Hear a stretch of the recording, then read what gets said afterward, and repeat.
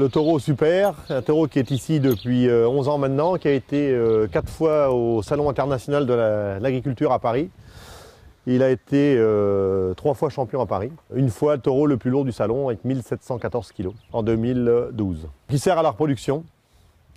J'ai 60 mères, donc une partie est saillie par les 2 taureaux, Super qui est ici et Fêtard qui est derrière, et une autre partie est inséminée. On produit essentiellement de la viande bovine, soit des bœufs de 3 ans, comme les anciens faisaient autrefois. On castre les mâles à 6 mois et on les laisse vieillir jusqu'à 30-36 mois. Soit des génisses, des bêtes qui sont prêtes, qui ont 2 ans et demi, 3 ans, ou des bêtes qu'on fait un veau, ou soit des vaches. On est resté dans la plus pure tradition de nos bouchers d'autrefois, c'est-à-dire que la viande est rassie.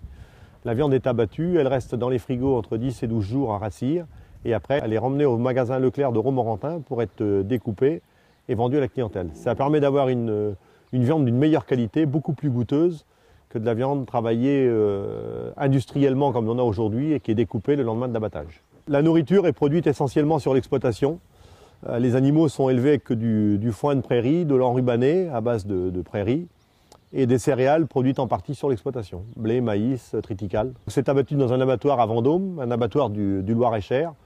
L'animal ne sort pas du département. On est dans des circuits très très courts. Au niveau du bilan carbone, je pense qu'on n'a pas à rougir.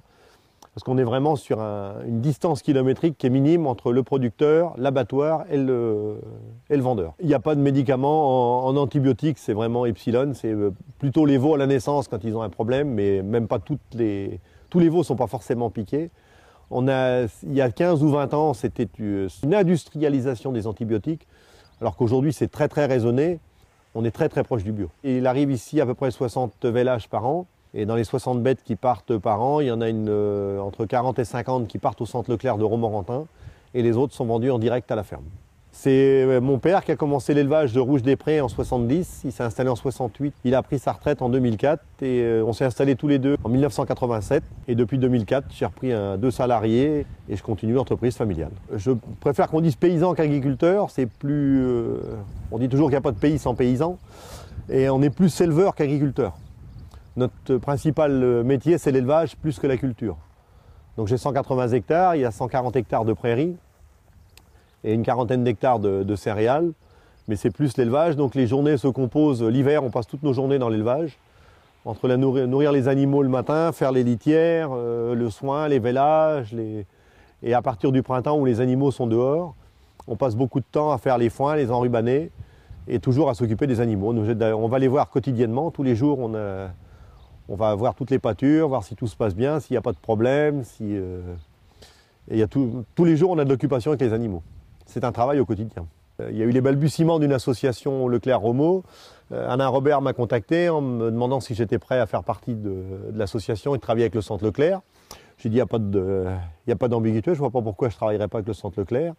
Et depuis 2007, on a créé l'association. Il y a un vrai partenariat entre le magasin Leclerc, les producteurs, le patron du Leclerc, le personnel du Leclerc, parce que je pense que c'est une grande famille plus qu'une grande entreprise.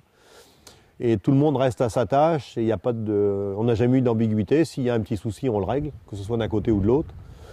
Et ça se passe dans des conditions vraiment extraordinaires. L'avenir de l'élevage et l'avenir de l'agriculture en général passe par les circuits courts et les ventes directes. Pour moi, c'est d'abord une histoire d'homme. On oublie l'enseigne Leclerc.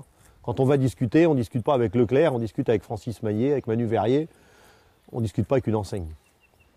Et on parle le même langage, c'est déjà une chose extraordinaire. C'est le taureau de mon fils et il est tellement mignon. Donc on le garde, je pense qu'il va finir ses jours paisiblement à la ferme. C'est un peu la mascotte de la ferme. Et il est doux comme un agneau.